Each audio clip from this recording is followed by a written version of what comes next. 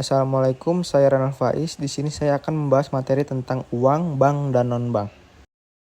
Pengertian uang. Uang adalah alat pembayaran yang digunakan masyarakat untuk melakukan transaksi jual beli barang dan jasa. Uang mempermudah kegiatan ekonomi karena orang tidak perlu lagi melakukan barter. Selain sebagai alat tukar, uang juga berfungsi sebagai alat penyimpan nilai, alat pembayaran, dan satuan hitung untuk menentukan harga barang. Contoh uang yang digunakan sehari-hari adalah uang kertas, uang logam, dan uang elektronik seperti e-wallet. Pengertian bank. Bank adalah lembaga keuangan yang bertugas menghimpun dana dari masyarakat dan menyalurkannya kembali kepada masyarakat.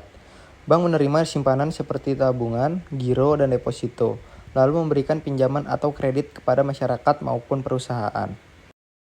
Selain itu, bank juga menyediakan berbagai layanan seperti transfer uang, membayar tagihan, kartu ATM, mobile banking, dan penukaran uang. Bank memiliki peran penting dalam menjaga kestabilan ekonomi dan membantu kegiatan usaha masyarakat. Contoh bank di Indonesia adalah Bank Sentral Asia, Bank Mandiri, dan Bank Rakyat Indonesia.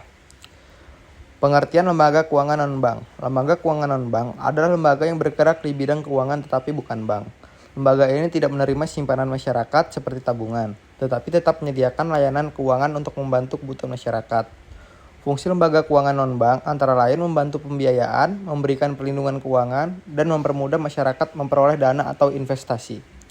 Contoh lembaga keuangan non-bank yaitu yang pertama koperasi, perusahaan asuransi, pegadaian, dana pensiun, dan vintage lending.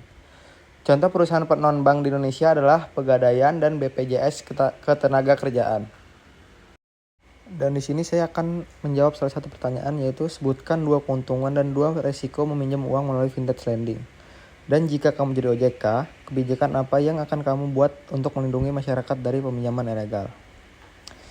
Saya akan menjawab yang pertama, keuntungannya yaitu proses pengajuan cepat dan mudah karena dilakukan secara online. Yang kedua, cocok untuk masyarakat yang sulit mendapatkan pinjaman dari bank. Risikonya yaitu yang pertama, bunga dan denda bisa sangat tinggi jika terlambat membayar. Yang kedua, risiko penyalahgunaan data pribadi oleh vintage ilegal. Lalu, jika saya menjadi OJK, kebijakan yang akan saya buat untuk melindungi masyarakat adalah yang pertama, memperketat izin dan pengawasan vintage lending agar hanya perusahaan legal yang boleh beroperasi. Yang kedua, memberikan edukasi kepada masyarakat tentang cara membedakan vintage legal dan yang ilegal. Yang ketiga, membatasi bunga pinjaman agar tidak terlalu memberatkan masyarakat. Yang keempat, memberikan sanksi tegas kepada vintage ilegal yang merugikan masyarakat. Sekian pembahasan materi dari saya izin pamit. Assalamualaikum warahmatullahi wabarakatuh.